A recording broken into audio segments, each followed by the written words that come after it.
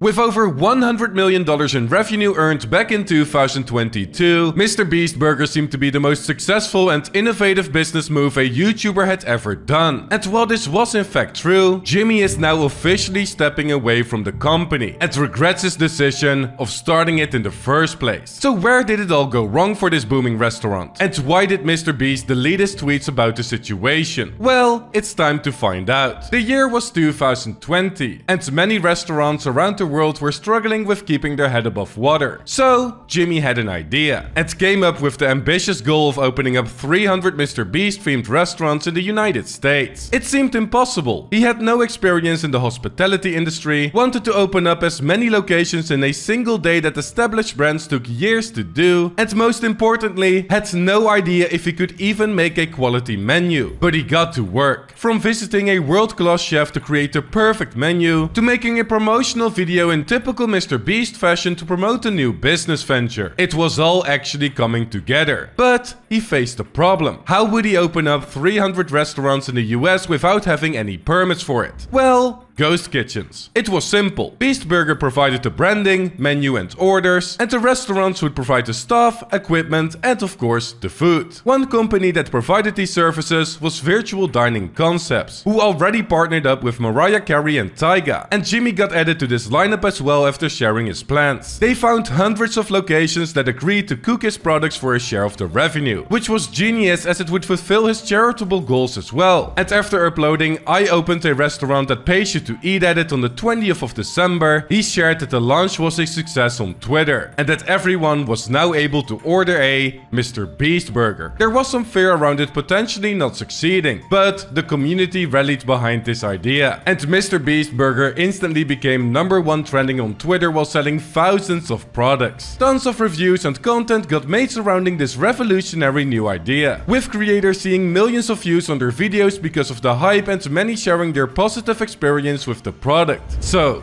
there was nothing that could go wrong, right? Well, what seemed to be a flawless launch at first quickly got shrouded in darkness, as a lot of complaints suddenly started coming in all over the internet. With an astronomical amount of orders happening in the first few hours, problems with quality assurance and delivery started surfacing, as undercooked, overcooked and cold food were the main issues that customers brought up. And despite MrBeast fixing the cold food complaints by shrinking the delivery radius as they literally ran out of delivery drivers. So we actually ran out of delivery drivers multiple times during the first opening day because we were getting thousands of orders into one single restaurant and we couldn't find enough people to pick these orders up and deliver them. It didn't necessarily improve the other complications, and Jimmy admitted to the shortcomings while offering everyone affected refunds to make it right. Yet, despite these hiccups, the success continued, and it did not only fill the pockets of MrBeast, but also realized his goal of helping struggling restaurants stay afloat during the pandemic. And after going global, selling over 1 million sandwiches in under 2 months, making approximately $720,000 per month in profit, and opening his first ever physical restaurant in the American Dream Mall, MrBeast saw a record-breaking $100 million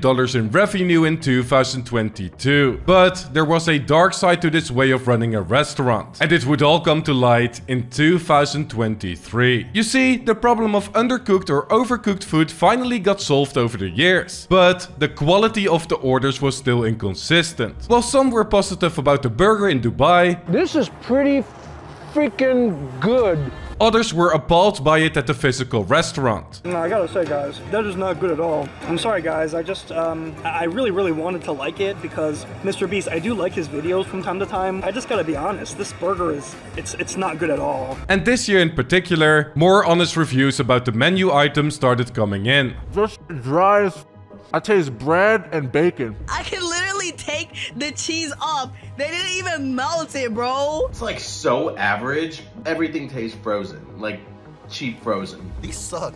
There's no salt to this. I was gonna say, they don't look like they have any salt. There's none.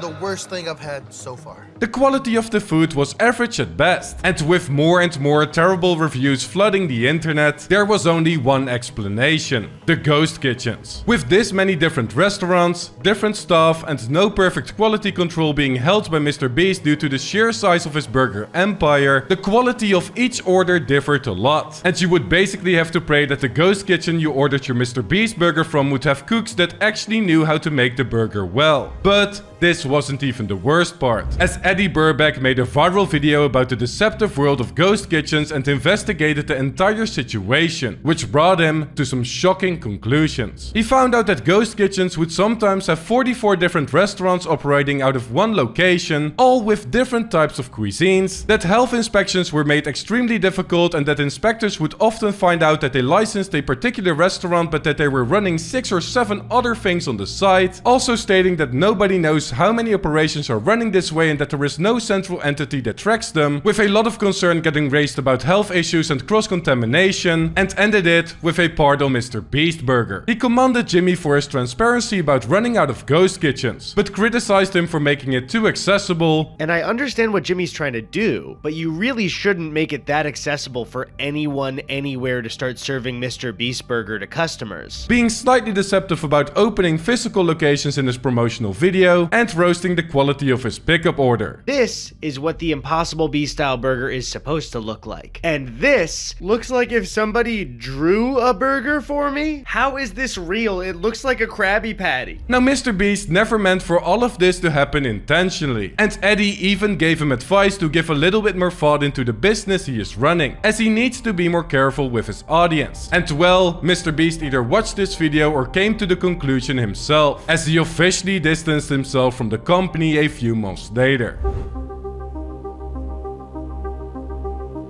On the 17th of June, Twitter user StoryOfViraTime posted a tweet questioning if MrBeast burger was done, since the original promotional video was deleted in late May and the MrBeast burger account not having posted anything in a while. Jimmy responded to this and acknowledged the problems brought up before of him not being able to guarantee the quality of each order, and that it was impossible to control it. It seems by the tone of this tweet and him saying yeah to the question that MrBeast burger actually ended. And he also made a general tweet that stated that he moved on from the company as well. But Beast Burger wouldn't end, as he explained that the company he partnered with, Virtual Dining Concepts, won't let him stop even though it was terrible for his brand, ending it with the fact that his younger self signed a bad deal. These tweets have now been deleted, and the promotional video is up again, but the MrBeast Burger account is now locked, and it will probably remain that way until the controversy has faded, since they could have received some backlash for his tweets. Virtual Dining Concepts or Jimmy's team probably recommended or demanded him to stay silent about his true feelings. But now we know that MrBeast isn't just ignoring the criticism and bad reviews. He sees it all and absolutely hates how it's affecting his brand and legacy. We already knew that he wasn't to blame for everything, but this only confirmed even further that he's not happy about his services while also being stuck in a terrible deal that he signed when he was younger. And I wish this was only the first creator this has happened to. We've seen influencers regret deals plenty of times, and the once innovative and most promising YouTube business venture of all time became another victim to corporate greed. Now it's the exact same situation as FaZe Clan, where the owners are trying to distance themselves from the brand as they are ashamed of the direction it's going in. But it will always keep running until it's milked dry, or when profits are no longer coming in. Will that ever happen? Probably not, as they keep expanding globally, even delivering in the Philippines nowadays, and fans continuing to support their favorite creator by buying his products. But nobody knows that Jimmy himself doesn't even back it anymore, and it's something that he will probably try to avoid talking about or promoting as much as possible from now on, unless a significant change in quality and brand identity is established. So what do you think about the situation? Will this ultimately affect Jimmy's reputation and legacy negatively? Let me know in the comments down below. I hope you enjoyed the video, leave a like if you did, and subscribe if you haven't already. It's much appreciated.